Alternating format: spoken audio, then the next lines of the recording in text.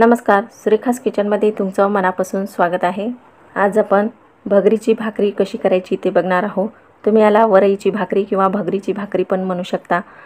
उपवास म्हटलं की तेच ते खाऊन आपल्याला कंटाळा येतो किंवा तळलेले पदार्थ बऱ्याच जणांना खायचे नसतात, तर अशा वेळेस तुम्ही ही भाकरी करून खाऊ शकता। अगदी मस्त ही भाकरी या भाजीसोबत खायला खूप मस्त लागते। आपल्याला यासोबत भाजी पण बनवायची आहे आणि त्याचबरोबर आपल्याला हे पीठ घरी कसं दळायचं ते बघायचं आहे। तर तुम्ही हा व्हिडिओ शेवटपर्यंत बघा।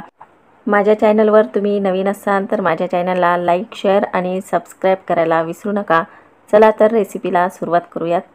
इथं मी 2 वाटी वरई घेतलेली आहे, म्हणजे भगर घेतलेली आहे। यामध्ये आपल्याला पाणी टाकायचं आणि पाणी टाकून आपल्याला ही धुवून घ्यायची आहे। मस्त 2-3 पाण्याने छान स्वच्छ धुवून घ्यायची। नंतर एका चाळणीमध्ये ही गाळून घ्यायची आहे, म्हणजे यामधलं आपल्याला पूर्ण पाणी काढून टाकायचं। 5 मिनिटं ही अशीच झरायला ठेवून देऊया। आणि एकीकडे आपल्याला सुती कपडा टाकायचा आहे। तर मी इथे खाली ताट घेतलेला आहे आणि ताटावर सुती कपडा टाकलेला आहे आणि ही आपली भगर किंवा वरई यावर टाकायची आणि थोडी अशी पसरवून घ्यायची आहे आणि फॅन खाली आपल्याला ही मस्त वाळवून घ्यायची आहे। ही वरई सुकते तोपर्यंत आपण भाजी बनवून घेऊया। गॅसवर कढई ठेवून त्यामध्ये तेल टाकून घ्यायचं। अर्धा चमचा जिरं टाकायचं आहे। इथं मी 3-4 हिरव्या मिरच्या ठेचून घेतलेल्या आहेत, तर ह्या आपण यामध्ये टाकून घेऊया आणि याला थोडं परतवून घ्यायचं आहे। इथं मी काही कढीपत्त्याची पानं घेतलेली आहेत, तर ती अशी थोडी तोडून टाकायची, म्हणजे भाजीला स्वाद खूप छान येतो। पानं टाकून थोडं परतवून घ्यायचं आहे। 3-4 चम्मच इथं मी भाजलेल्या शेंगदाण्याचा कूट घेतलेला आहे, तो यामध्ये टाकायचा। तुम्हाला कूट किती हवा त्याप्रमाणे तुम्ही टाकू शकता। तुम्हाला घट्ट भाजी बनवायची असेल तर तुम्ही जास्त टाकू शकता। अर्धा चमचा यामध्ये तिखट टाकायचं। आपण यामध्ये हिरव्या मिरच्या टाकल्या त्यामुळे तिखट तुम्ही तुमच्या आवडीप्रमाणे टाकू शकता। 2 मध्यम आकाराचे बटाटे घेतलेले आहेत आणि त्या मस्त अशा फोडी करून घेतल्या।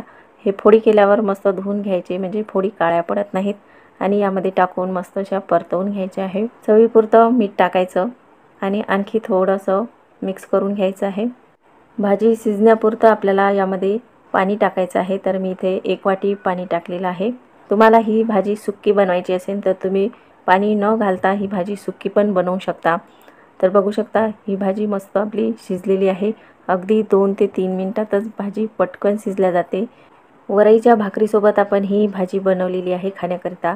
तर यामध्ये आपल्याला थोडा रस्सा बनवायचा आहे, तर इथं मी आणखी 1 वाटी पाणी टाकलेलं आहे। घट्ट पातळ तुम्ही तुमच्या आवडीप्रमाणे ही भाजी बनवू शकता। या भाजीला थोडी उकळी येऊ द्यायची आणि उकळी आली की मस्त ही भाजी आपली भाकरीसोबत खाण्याकरिता तयार झालेली आहे। ही वरई पण आपली मस्त अशी वाळलेली आहे, तर बघू शकता अगदी मस्त अशी छान वाळलेली आहे, हाताला चिटकत नाही। तर अशा पद्धतीने आपली ही वरई मस्त वाळली। यामध्ये आपल्याला 2 चम्मच साबुदाणा टाकायचा आहे। 2 वाटी वरईला 2 चम्मच आपल्याला साबुदाणा घ्यायचा आहे। जास्त साबुदाणा घेतला तर भाकरी चिकट येऊ शकतात। तर हे तुम्ही गिरणीवरून किंवा चक्कीवरून दळून आणू शकता, पण आपल्याला हे मिक्सरला घरीच आपल्याला दळून घ्यायचं आहे। तर मी इथे छोटं मिक्सरचं भांडं घेतलेलं आहे, त्यामध्ये आपल्याला ही वरई टाकून घ्यायची आणि मिक्सरला फिरवून घ्यायचं आहे। तर बघू शकता मिक्सरला मी फिरवून घेतलेलं आहे। अगदी बारीक असं पीठ आपलं तयार झालेलं आहे। तर हे पीठ आपल्याला गाळून घ्यायचं आहे। तर इथं मी एक ताट घेतलेलं आहे आणि एकदम बारीक आपली रवा गाळायची चाळणी असते ती घ्यायची आणि त्या चाळणीने मस्त हे गाळून घ्यायचं आहे। तर अगदी बारीक पीठ आपलं हे खाली पडतं आणि जाड असलेलं वर राहतं। तर जाड असलेलं तुम्ही हे डबल बारीक करून घेऊ शकता। तर हे पीठ आपलं बघू शकता तुम्ही वरईचं किती मस्त असं बारीक झालेलं आहे।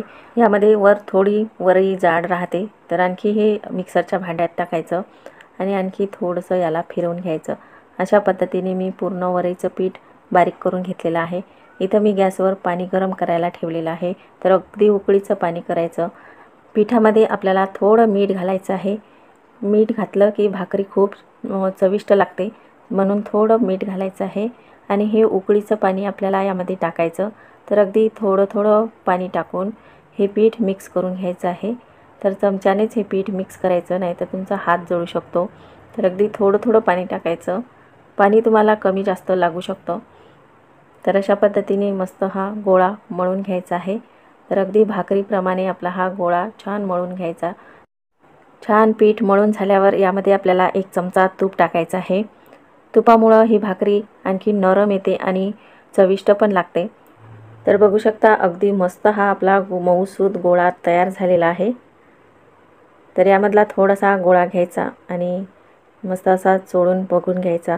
तर हे बघा आपला गोळा हा मस्त मळला गेलेला आहे। भाकरी करताना सर्व हा आपण जो गोळा मळलेला आहे तो एका भांड्यामध्ये ठेवायचा आणि झाकून ठेवायचा, म्हणजे हा थंड होत नाही, कोमट राहतो। आणि यामधला थोडा गोळा घ्यायचा आणि मस्त असा चुरून घ्यायचा आहे। तर बघा अशा पद्धतीने आणि थोडा हातावर याला चपट करून घ्यायचं आणि खाली थोडं पीठ टाकायचं आहे वरईचं आणि त्यावर हे थापून घ्यायचं आहे। बाजूला एक दुसरा हात असा आडवा लावायचा, म्हणजे ही भाकरी आपली गोल येते। तर अशा पद्धतीने ही भाकरी आपली तयार झालेली आहे। तर बघू शकता अगदी मस्त गोल गरगरीत आपली ही भाकरी तयार झालेली आहे। इथं मी गॅसवर तवा ठेवलेला आहे गरम करायला, त्यावर आपल्याला ही भाकरी टाकायची। भाकरी थापताना जो पिठाचा भाग असतो तो खालचा तो आपल्याला वरच्या बाजूला करायचा आणि त्यावर पाणी लावायचं आहे आणि मस्त ही भाकरी शेकून घ्यायची आहे। दोन्ही बाजूने आपल्याला ही भाकरी मस्त अशी खरपूस भाजायची। त्यावर थोडं तूप सोडायचं। तुपामुळे ही भाकरी खूप मस्त अशी खमंग लागते। दोन्ही बाजूनी मस्त खरपूस आपण ही भाकरी भाजून घेऊया। तर अशा पद्धतीने ह्या भाकरी मस्त अशा नरम लुसलुशीत होतात।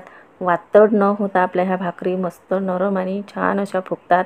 तर तुम्ही बघू शकता ही भाकरी आपली मस्त टम्म फुगलेली आहे। तर अशा पद्धतीने आपण सर्व भाकरी बनवून घेऊया। तर ह्या भाकरी आपल्या तयार झालेल्या आहेत। वरईची भाकरी आणि त्याबरोबर बटाट्याची भाजी। तर ह्या भाकरी आपल्या नरम अशा लुसलुशीत झालेल्या आहेत। तुम्ही बघू शकता वातड झालेली नाही आपली भाकर। तर एकदम पोटभरीचा हा मस्त पदार्थ आहे। तुम्ही नक्की ट्राय करून बघा।